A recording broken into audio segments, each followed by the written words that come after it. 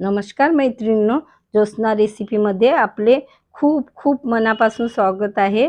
आज आपण पत्तागोबीची भाजी टिफिनसाठी कशी बनवायची ते बघणार आहोत। अगदी बनवायला सोपी आणि झटपट आणि खूपच स्वादिष्ट।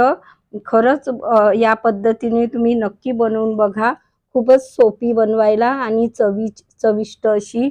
चला तर मग रेसिपीला सुरुवात करूया। मी गॅसवर कढई ठेवलेली आहे। 1 चम्मच तेल गरम करून घेतलेलं आहे। आता त्यातनं 1 चम्मच जिरे टाकायचे। जिरे तडतडल्यानंतर मी बघा पत्तागोबी ही चिरून घेतलेली आहे आणि धुवून हिला चाळणीत पाणी गळायला ठेवलेली होती। आता ती आपल्याला या तेलामध्ये छान अशी व्यवस्थित आपल्याला परतवून घ्यायची आहे। टाकून घ्यायची पूर्ण आणि परतवायची आहे। तर ते काय होतं, तेलामध्ये छान ही भाजल्या जाते, तर भाजीची चवी अजून छान वाढते बरं का। या पद्धतीने बनवून बघा। तर मी आता ही छान व्यवस्थित 2-3 मिनिटापर्यंत अशा पद्धतीने भाजून घेत आहे तेलामध्येच। तर या पद्धतीने बघा भाजून घेतलेली आहे। आता मी एक कांदा असा बारीक चिरून घेतलेला आहे। तो कांदा थोडं आपण पत्तागोबी भाजल्यानंतर टाकायचा आहे आणि याला या पत्तागोबीमध्ये त्याला पण आता 2-3 मिनिटापर्यंत असं परतवून घ्यायचं आहे। तर या पद्धतीने बनवाल खूपच छान भाजी तयार होते आणि टिफिनसाठी तर बनवायला अगदी सोपी आहे। आता मी इथे असं वाटण तयार केलेलं आहे। आलं, कोथिंबिरी, मिरच्या आणि लसूण घेतलेलं आहे आणि थोडंसं जिरं घेतलेलं होतं आणि ते वाटण माझ्याकडे असं भाजीसाठी मी करून ठेवत असते, तर ते घेतलेलं आहे। आता ते आपल्याला कच्चेपणा जाईपर्यंत यातनं भाजी परतवून घ्यायचं आहे। या मिश्रणामध्ये पत्तागोबीत वगैरे व्यवस्थित आपण परतवून घेतलेलं आहे। आता मी टमाटर घेतलेले होते, 2 टमाटर छोटे होते, तर ते घेतलेले आहे। आता तेही आपल्याला छान व्यवस्थित यातून शिजवून घ्यायचे आहे।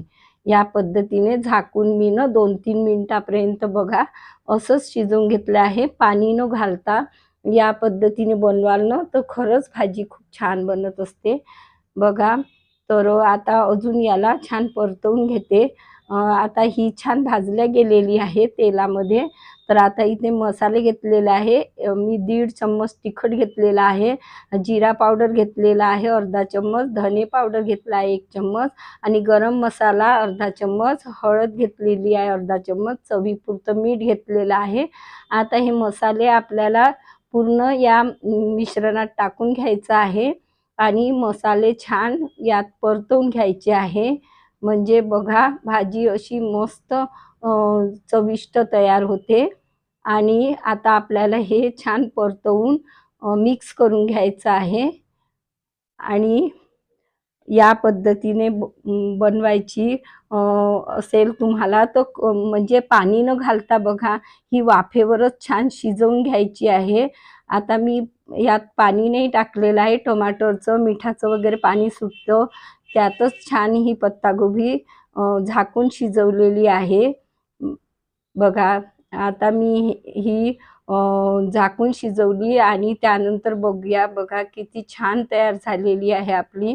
आता शिजून तयार झालेली आहे। मी कोथिंबीर चिरून घेतलेली होती ती टाकून घेतलेली आहे बघा। आपली अशी मस्त पत्तागोबी पाणी न घालता शिजवलेली आहे।